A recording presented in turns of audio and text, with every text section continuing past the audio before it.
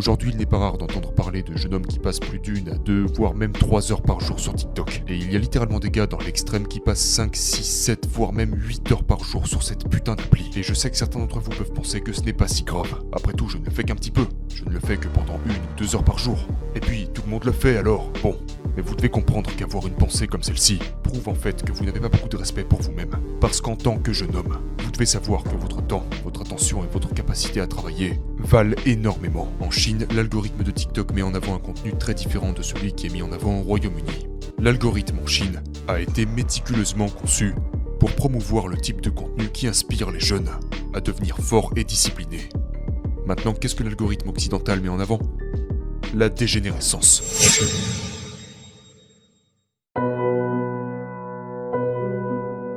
Cette vidéo s'adresse à tous les jeunes hommes qui peuvent avoir une addiction à TikTok. Et je sais que ce thème de vidéo peut sembler un petit peu fade, du genre « oui, TikTok est mauvais pour telle et telle raison ». Mais plus nous comprenons ce qu'est réellement TikTok et à quel point cela peut ruiner votre vie, plus nous réalisons que c'est beaucoup plus grave que nous le pensons. À première vue, TikTok semble être une application inoffensive. Vous savez, après tout, ce n'est que du divertissement sur les réseaux sociaux, où vous pouvez voir des vidéos de gens danser ou faire des trucs idiots, donc ce n'est pas si grave, n'est-ce pas ? Mais le problème, c'est que TikTok a méticuleusement été conçu pour vous rendre accro et vous retirer la chose la plus importante, à savoir votre attention. Vous ouvrez cette application sans réfléchir, vous savez, juste pour 2 minutes de gratification immédiate. Vous commencez à faire défiler des vidéos qui durent 15 secondes, donc vous n'êtes pas censé passer énormément de temps sur cette plateforme, n'est-ce pas ? Sauf que, sans vous en rendre compte, les heures défilent et défilent et défilent. Saviez-vous que l'utilisateur moyen de TikTok passe 5 fois plus de temps que l'utilisateur moyen de YouTube passe sur YouTube? 5 fois plus. YouTube existe depuis plus d'1 décennie et a rassemblé environ 2 milliards d'utilisateurs. TikTok quant à lui existe depuis environ 2 ans et a presque autant d'utilisateurs que YouTube.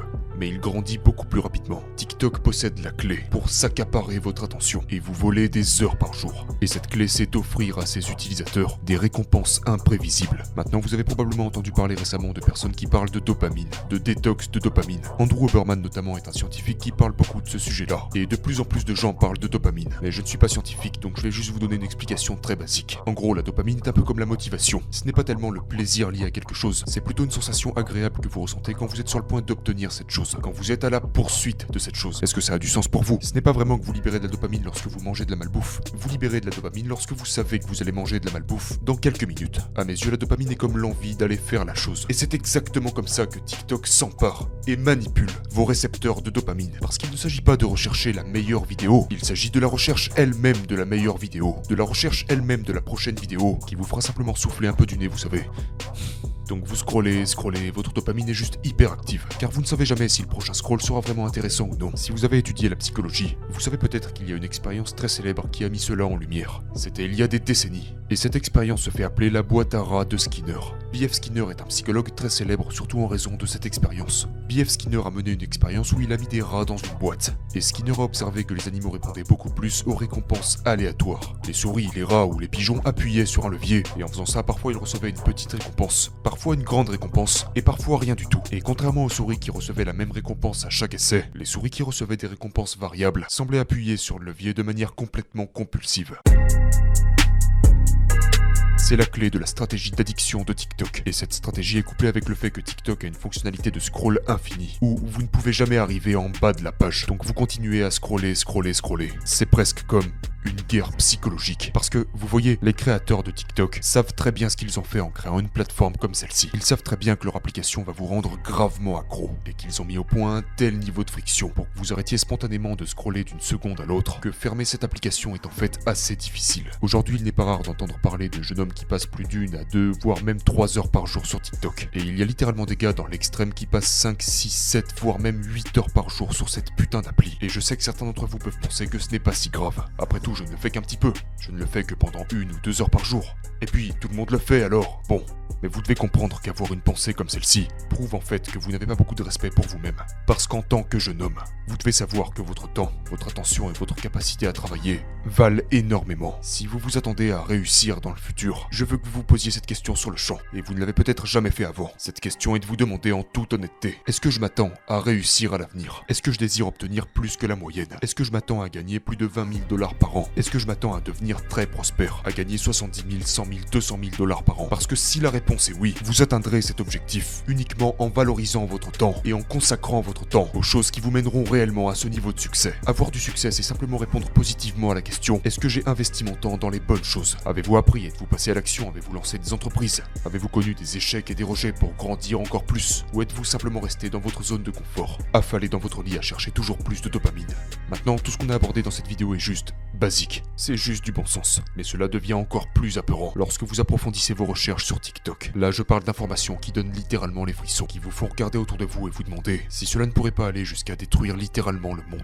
Et je n'exagère pas quand je dis cela. Vous voyez, TikTok a été créé par une entreprise chinoise appelée ByteDance. Et ByteDance est en fait en partenariat avec le CCP, qui est le parti communiste chinois. Et dans leur accord, vous pouvez littéralement lire dans les conditions d'utilisation qu'ils sont légalement obligés d'envoyer les données des utilisateurs au CCP, ce qui veut littéralement dire que le gouvernement chinois possède vos données. Ils savent exactement à quoi vous êtes accro. Et peut-être que vous pensez que cela n'est pas très grave. Après tout, qu'est-ce qu'ils vont en faire de toutes ces données? C'est très intéressant parce que nous sommes assez jeunes et vous avez probablement entendu parler au cours des dernières années des dangers de la data. Et vous avez sûrement pensé genre, mais pourquoi les gens prennent ça autant au sérieux? Vous savez, c'est comme quand on va sur des sites internet et qu'on nous demande si on veut bien accepter les cookies. Et on est là genre, bon bah on va juste accepter, comme si cela n'avait aucune importance. Quand vous êtes assez jeune et presque inconscient de cela, vous ne pensez pas au fait que vos données ont de la valeur. Mais ça seulement jusqu'à ce que vous réalisiez que c'est seulement parce que nous avons vécu une vie protégée, très confortable dans des pays très développés. Mais vous savez, dans certaines parties du monde et particulièrement en Chine, vos données sont utilisées pour vous contrôler totalement.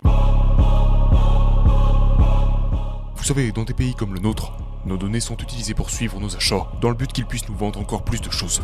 En Chine, les gens ont littéralement une note sociale. Et si votre note est trop basse, ils restreignent littéralement votre liberté. Au point où vous ne pouvez plus voyager, vous ne pouvez plus prendre le bus, vous ne pouvez plus prendre le train, etc. Vous ne réalisez pas à quel point vos données peuvent vous contrôler. Et ça simplement parce que, pour le moment, nous n'avons pas encore connu ça en Occident. Et cela s'ajoute au fait que, et vous l'avez peut-être déjà entendu, en Chine, l'algorithme de TikTok met en avant un contenu très différent de celui qui est mis en avant au Royaume-Uni.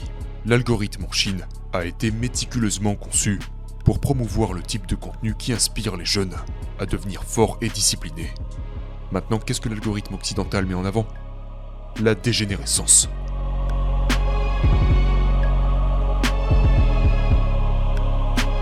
Donc TikTok en Occident met en avant la dégénérescence. Et vous savez de quoi je parle.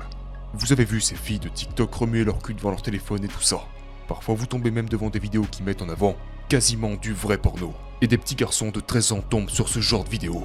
Est-ce que vous vous rendez compte de la gravité de cela? Il y a une citation qui dit « Si vous voulez détruire une nation sans guerre, rendez l'adultère ou la nudité courante chez les jeunes générations. » Et cette citation devient de plus en plus réelle. Elle devient de plus en plus observable. Un pays commence à mourir lorsque ces jeunes deviennent trop sexuellement libres.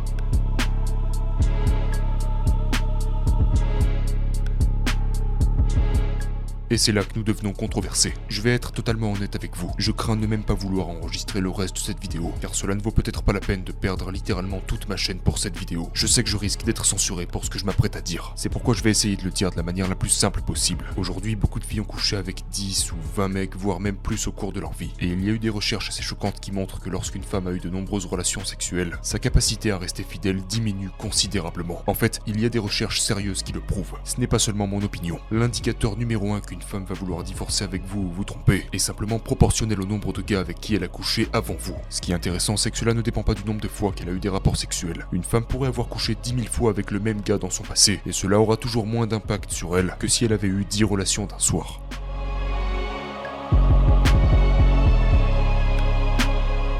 Maintenant, TikTok n'est pas totalement à blâmer pour ça, parce que la dégénérescence en Occident a commencé depuis un certain temps. Mais la manière dont TikTok s'intègre à cette équation est très intéressante. Il y a un terme appelé subversion.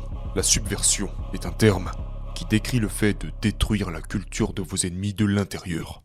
C'est comme une tactique de guerre.